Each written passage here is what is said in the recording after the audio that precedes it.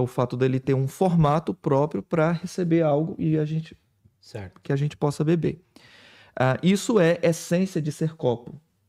Tá? Isso é a copicidade, digamos assim. Isso é a essência e a substância do copo. As propriedades acidentais significa que esse copo pode ser de vidro ou de plástico, né?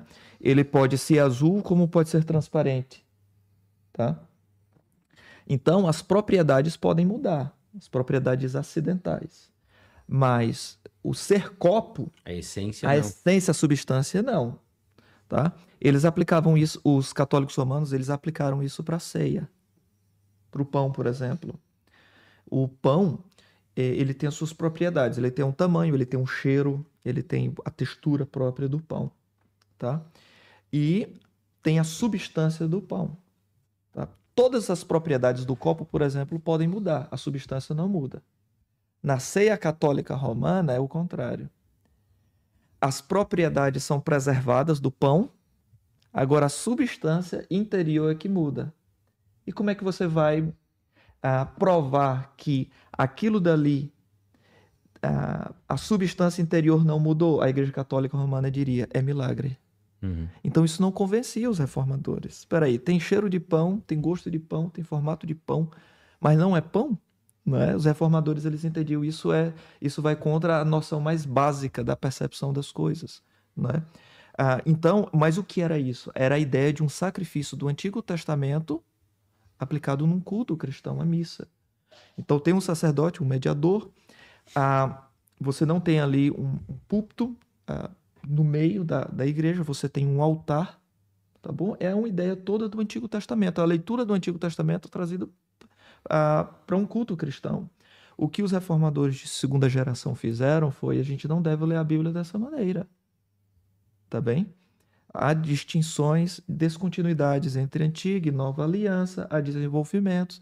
Então, João Calvino e depois já terceiro movimento de reforma, que são os puritanos, é um movimento de reforma também, eles dão mais ênfase agora a essas questões de culto, um tipo de teologia bíblica do Antigo para o Novo Testamento, a própria questões mais...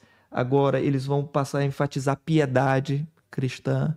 Então, essa reforma que começa com Lutero, ela tem avanço no segundo movimento de reforma, no terceiro, né? Porque a igreja ela sempre foi pensamento dos protestantes, a ideia de que nós precisamos ser reformados sempre. Era um lema da reforma, né? Eclésia reformada, sempre reformanda est. Ou seja, a igreja reformada sempre se reformando, né? Agora, para que a gente também possa contextualizar que esse não foi um movimento assistido de forma passiva pelo outro lado da igreja, né? A Igreja Católica faz ali um movimento de contra-reforma, digamos assim, né? E mais do que isso, nós estamos tratando de um período histórico importante para a história da humanidade, que é o período das eras das descobertas. Então, como o Francisco colocou aqui, a Espanha, por exemplo, já tinha chegado nas Américas, logo em seguida Portugal, que é um outro dos impérios que está debaixo a coroa está debaixo da igreja de forma muito forte, começa também na era dos descobrimentos a alcançar novas terras, e a igreja vê ali uma oportunidade de lançar a sua doutrina através de obras, digamos, missionárias como os jesuítas e tudo isso, né?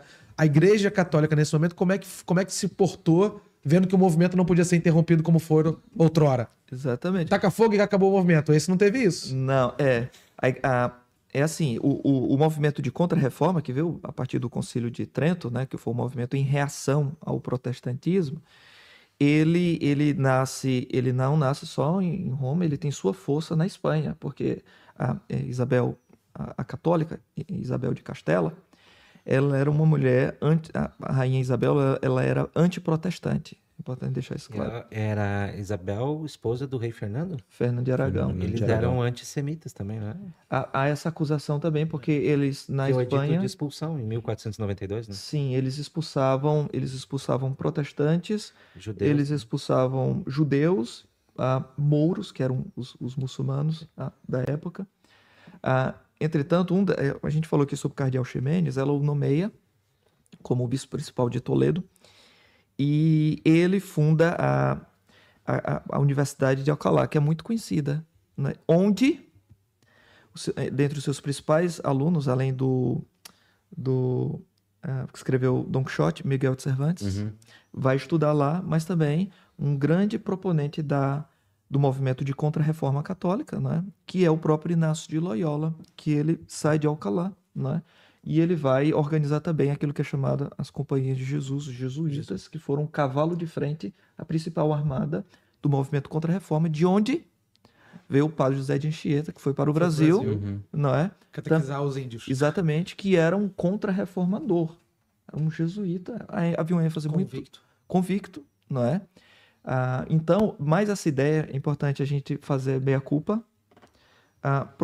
Geralmente as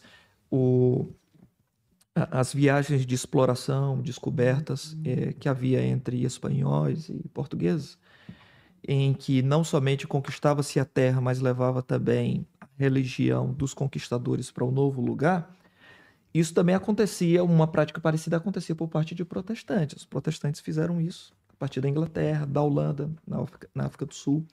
Então, isso era uma prática muito própria da ambiência daquela época, tá bem? Aí a gente pode julgar se é uma coisa certa ou não, mas era uma coisa comum também. O problema era como você levava, se era na base da força ou não. Aí é outra história, né? Mas seria certo afirmar que o catolicismo perdendo influência na Europa, ainda era influente, obviamente, mas não hegemônico, né? Agora tinha outro poder, outra estrutura que fazia frente. Então ele olha e ele vê esses novos territórios como um alvo da extensão da sua hegemonia, que é mais ou menos o que o Rodrigo falou. Já que eu não consigo ser hegemônico aqui, eu serei lá. Então eu mantenho... É o novo mundo. Novo mundo. Então eu mantenho a estrutura que eu ainda consigo e agora eu vou dominar o outro lado. E essa é uma questão, se realmente seria certo fazer essa afirmação. Outro ponto é, os protestantes, ao enviarem a sua força missionária, eles não vão com essa perspectiva, com essa ênfase de dominar ou influenciar um novo território. Eles simplesmente vão porque vão habitar aqueles territórios, não seria tanto uma ênfase exploradora, né, naquele sentido dos jesuítas, que eles vão com exploradores espanhóis, né, portugueses e espanhóis, que vão dominar aquela terra, extrair recursos da terra e estender o domínio católico naquela terra.